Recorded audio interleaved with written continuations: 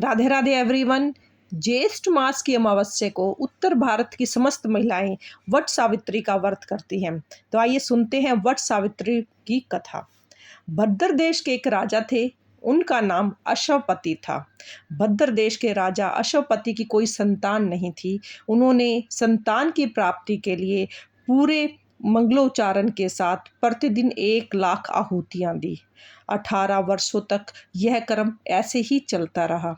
इसके बाद उनके यहाँ पर कृपा हुई और उनके यहाँ एक कन्या ने जन्म लिया। उस कन्या का नाम सावित्री रखा गया। अब सावित्री बड़ी हो गई और बड़ी होकर वह बहुत ही रूपवान हो गई। उसके योग्य वर उसके लिए ढूंढने लगे। कोई भी वर नहीं मिल रहा था। तो वर न मिलने के कारण सावित्री के पिता बहुत दुखी थे।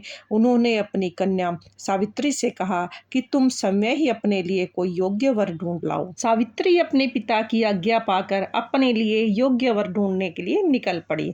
सावित्री तपोवन में भटकने लगी। वहां उसे सालत देश के एक राजा धनु मिले। क्योंकि उसका राज्य किसी ने छीन लिया था, इसलिए वो वहीं रह रहे थे। उसके पुत्र सत्यवान को देखकर पति रूप में उसने वर्ण कर लिया था।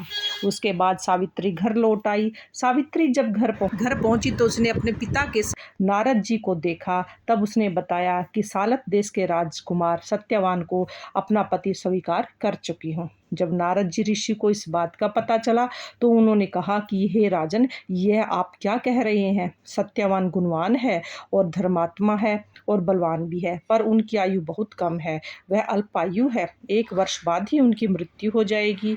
ऋषि राज नारद जी की बात सुनकर अश्वपति राजा घोर चिंता में डूब गए।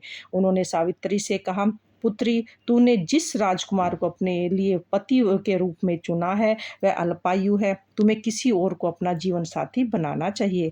इस पर सावित्री ने कहा, पिताजी, आर्य कन्याएं अपने पति का वर्ण एक ही बार करती हैं और राजा एक ही बार आज्ञा देते हैं और पंडित एक ही बार प्रतिज्ञा करते हैं और कन्यादान भी एक ही बार किया जाता है। सावित्री हट करने लगी और बोली कि मैं सत्यवान से ही विवाह करूंगी। जब सावित्री नहीं मानी तो अश्वपति राजा ने सावित्री का विवाह सत्यवान से कर दिया। सावित्री अपने ससुराल पहुंचते ही अपने सास ससुर की सेवा करने लगी। समय व्यतीत होने लगा। सावित्री ने नारद मुनि से जो सत्यवान की मृत्यु के बारे में बताया गया था, वह दिन जैसे जैसे करीब आने लगा तो सावित्री बहुत उदास रहने लगी। सावित्री ने 3 दिन पहले से ही उपवास रखने शुरू कर दिए थे और नारद मुनि द्वारा बताई गई तिथियों पर पितरों का भोजन भी किया।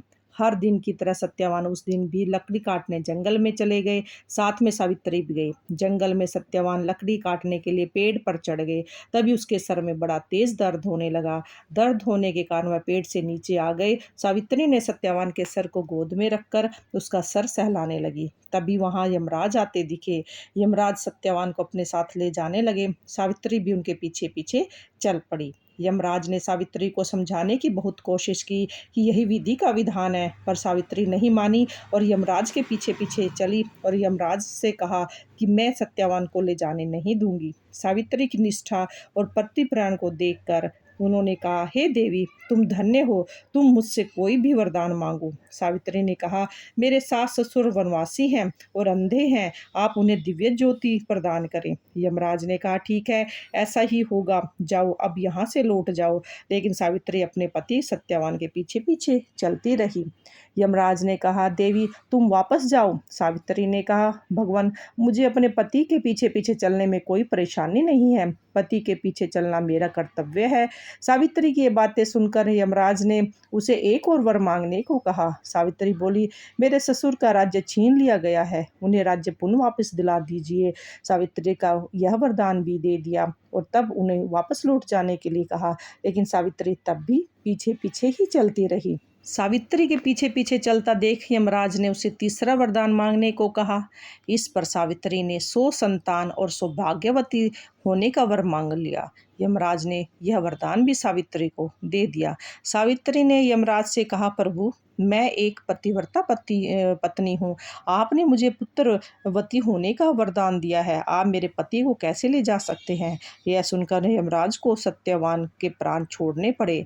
यमराज अंतर्ध्यान हो गए और सावित्री उसी वट वृक्ष के पास आ गई जहाँ उसके पति का मृत शरीर पड़ा था। उसने सत्यवान फिर से जीवित हो गए और वो दोनों खुशी-खुशी अपने राज्य की ओर चल पड़े। जब दोनों घर पहुँचे तो उन्होंने देखा कि उनके माता-पिता की आँखों की दृष्टि लौट आई और उनका छीना हुआ राज्य भी उनको वापस मिल गया था। इस प्रकार सावित्री सत्यवान हमेशा-हमेशा के लिए सुख भोगते रहे और फिर वट सावित्री व्रत कथा इस प्रकार से सुनने से और करने से सभी के वैवाहिक जीवन और जीवन साथी के में जीवन पर आया हुआ कोई किसी भी प्रकार का संकट हो वह टल जाता है। आपको यह कथा कैसी लगी कमेंट्स बॉक्स में ज़रूर बताएँ और अभी तक आपने चैनल को सब्सक्राइब नहीं किया है तो चैनल को सब्सक्राइब ज़रूर करें। धन्यवाद।